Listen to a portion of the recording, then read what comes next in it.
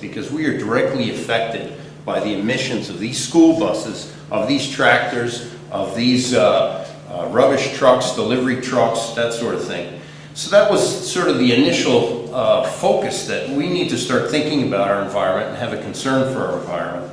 And with that, we entered into something that we'd never done before. We were an industry associated with the mining industry, selling mining supplies.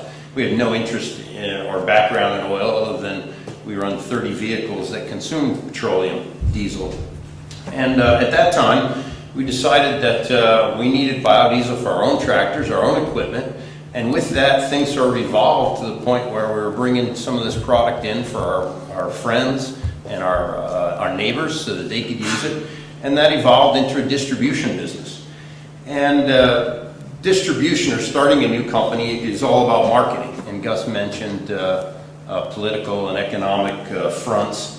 What I want to talk about is kind of the cultural front that comes along with biodiesel.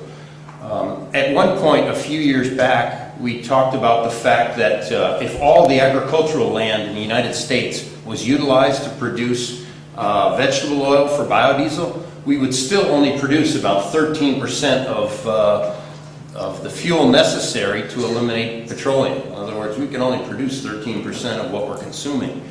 So why did Hale Hill Biodiesel take a position with high biodiesel blends? We don't sell a blend of petroleum that's any less than B20.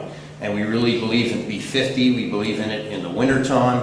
My expertise is getting that product into vehicles and detailing the issues with storage, with use, with filtering, dealing with applications like microbiotics and various additive packages, so that we could provide the consumer with integrity, with value. Marketing is all about appealing to the general public, instilling value.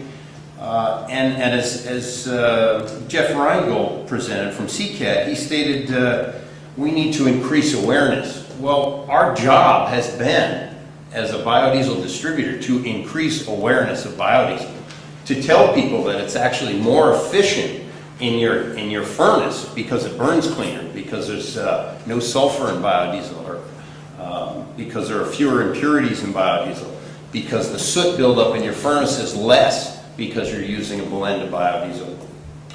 So our focus in marketing, or our challenges, has been trying to reach the consumer with this information. All we do is educate, and it's all about a culture. An example of that, the aluminum can. You know, we use aluminum cans every day. Someone told me recently that the energy it takes to make aluminum from bauxite. Bauxite is an ore, a mined ore that comes from Australia typically. It takes the same amount of electricity to make one can as it does to power your television for 3 hours.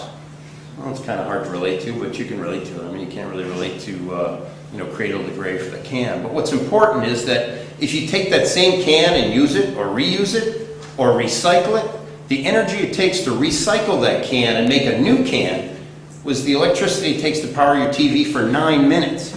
That's a savings of 95%. That's the culture that we need to impress among this country. Paul Hohr mentioned 700 million gallons of biodiesel consumed in the U.S. in 2008. So that was pretty cool, because I think back in 2005 or 6, it was around 200 million gallons of biodiesel in the United States. In Europe, they were burning about 800 million. So wait a minute, these small countries grouped together in Europe are back in 2006, and even today, we're using much more in terms of biodiesel than here in the U.S. So this whole culture needs to change for us to get up to speed. And now's a great time. Biodiesel is a phenomenal product. Sure, like anything new, it has its pros and cons, and we've got to work out some issues relative to infrastructure.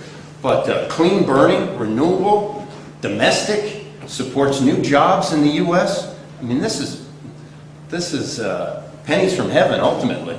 Now, we just have to change our culture to utilize it in our best interest. Whether that's a mandate of a couple %, or 5% in all the heating oil that's consumed in New England, that's a huge volume. With that, as been mentioned, is sustainability. I'm so excited about UCONN being able to test our products now. That's a local source that can provide a cost-effective analysis to ensure that our product has the value and integrity that our consumers need. People like Nat Harris in Newport or other producers, Greenleaf in Connecticut, that are producing locally from a variety of feedstocks. Let's stay away from some of the foreign imported feedstocks if we can to support locally. But recycled cooking oil. There's no such thing as waste cooking grease anymore. It's recycled. That's good stuff. Let's rethink this culture and present things from that perspective. Our lower cost facilities are these local, sustainable, supportive mentoring programs that we have within the industry. And if we can keep that up, our challenge in marketing these products will be a little bit easier. Without further ado, I'd like you to consider the cultural front and throw out some questions for us and staff.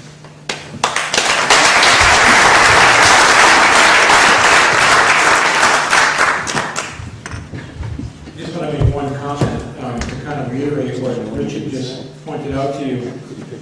Last year, 2008, there were 750 million gallons of biodiesel produced in the United States. 70% of it was shipped overseas. 70% of it. Because of the mindset that we have in this country, people just don't understand it. Education is so important. That's what happened. Last and not least, Nat Harris from our own Newport Biodiesel. Nat. Thank you, Bob.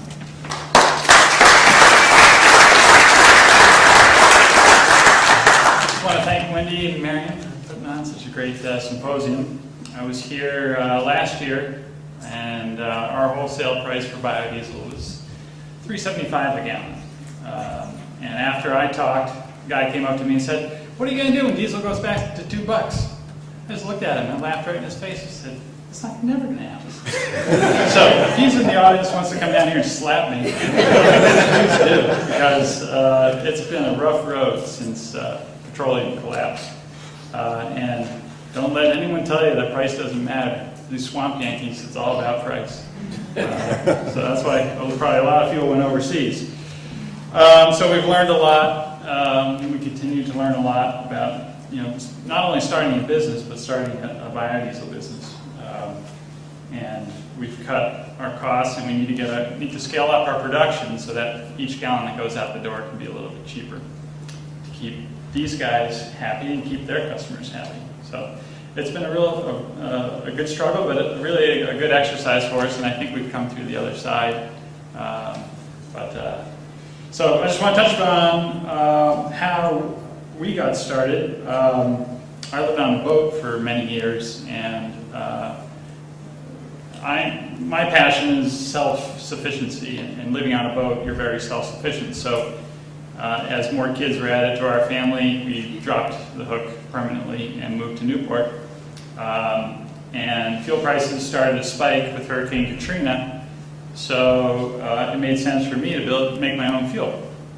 And there were plenty of restaurants in Newport to provide recycled vegetable oil.